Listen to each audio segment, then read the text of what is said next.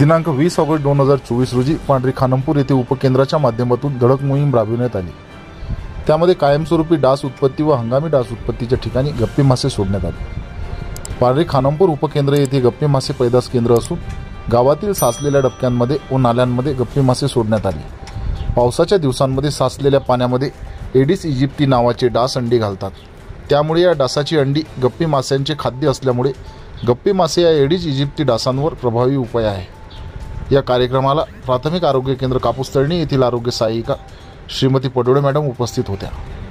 उपकेंद्र पांढरी खानमपूर येथील समुदाय आरोग्य अधिकारी डॉक्टर जबीउल्ला खान, आरोग्य सेविका श्रीमती प्रतिभा सोनवणे आणि कार्यक्रमाची रूपरेषा श्री विशाल राऊत आरोग्य सेवक पांढरी खानमपूर यांनी ठरवून गावातील संपूर्ण डबके व नालींमध्ये गप्पी मासे सोडण्यात आले। तरी गावातील उपसरपंच तुषार ताते, ग्रामपंचायत पांढरी खानमपूर येथील सर्व आशा वर्कर कार्यक्रमाला उपस्थित होत्या। वृत्तसंकलन विभाग, विदर्भ माझा न्यूज, अमरावती।